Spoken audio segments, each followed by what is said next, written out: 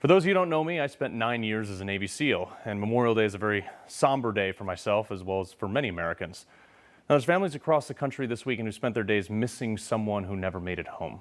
And that's why I was deeply disappointed to see this tweet from our Commander-in-Chief. Stay cool this weekend, folks. Wow, nothing says thank you for your service like a 78-year-old man celebrating his ice cream cone with the media's slobbering love affair over what flavor he decided to grace the world with.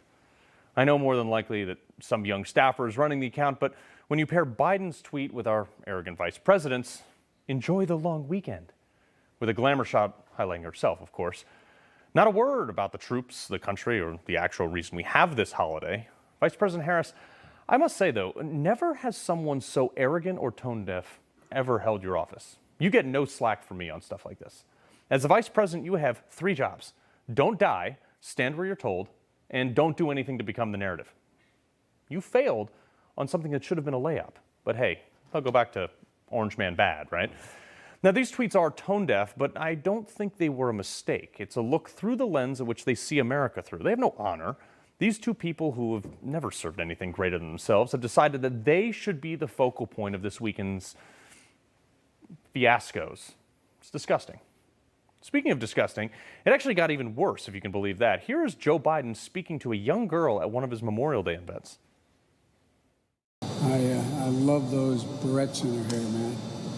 I tell you what, and look at her. She looks like she's 19 years old, sitting there with her, like a little lady with her legs crossed. Oh, that's how the dude who runs the military speaks to military families? So creepy. If he's not making inappropriate comments about little girls, though, in his Memorial Day speech, he's pushing a political agenda. The soul of America is animated by the perennial battle between our worst instincts, which we've seen of late, and our better angels. The Americans of Lexington and Concord, of New Orleans, Gettysburg, the Argonne, Iwo Jima, Normandy, Korea and Vietnam, Afghanistan and Iraq, and thousands of places in between. These Americans weren't fighting for dictators. They were fighting for democracy. That word salad. But to stand in Arlington National Cemetery and do anything but praise this country wholeheartedly and everything it stands for is nothing short of a disgrace. If there was a reason that the soul of this nation is in jeopardy, it's because people like Beijing Biden spread lies and falsehoods about who we are and what we stand for simply for political gain. Again, disgraceful. Now, my reflection of this sacred day couldn't be more different than our 2 highest elected vegetables.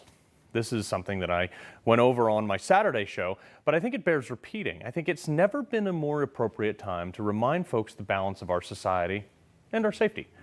There's 3 types of people in this world. There's sheep, sheepdogs, and wolves. Now, the vast majority of people are sheep, and that's okay. It's fine. They go through life achieving what they and their family need. They don't understand the evil in the world. They're usually liberals, but they're not the folks you would turn to in a crisis. Then you have the wolves. People lying in wait, usually bad intentions. They prey on the sheep, and they're self-serving, usually evil. But then you have the sheepdogs, usually 1 or 2 for every few hundred sheep. It's in their DNA, though, to protect. You know, the sheep generally pay them no mind, occasionally wonder why they're always on guard. And if sheep could talk, they might ask, why do you need an AR-15 with a high-capacity magazine? And you know what? Some of their sheepdogs will go their whole lives without ever fending off a wolf. But all of them are willing to die for their sheep. They will go toe-to-toe with a pack of wolves, fight to their last dying breath to defend a population that doesn't even know they're there sometimes.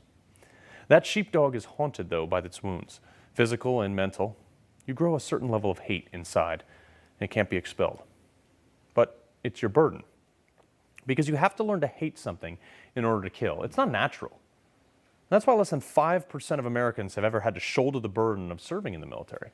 Of that, less than 5% of them ever saw combat. An even smaller percentage of that group has ever given their life for this country. And their sacrifice is why we have this long weekend, Kamala.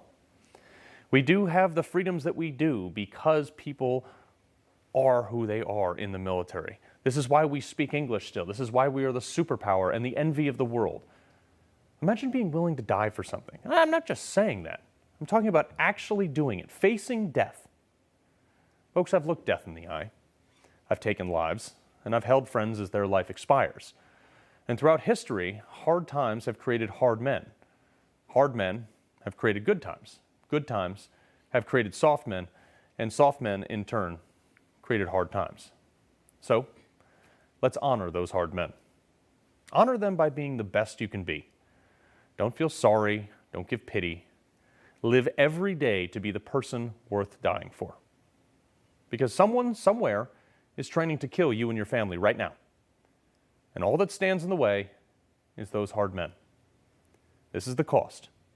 This is why we have Memorial Day. This is what it's about. It's a day dedicated to those who gave all their tomorrows so you could have yours. So here's to you, brothers and sisters. You're home. Hey, I'm Rob Finnerty. Thanks for watching. If you enjoyed this video, please join the conversation in the comments below. Don't forget to subscribe, too. Hit the bell icon to be alerted to breaking news. And remember, there's a whole lot more on Newsmax TV, America's fastest growing cable news network. Newsmax TV, we're real news for real people.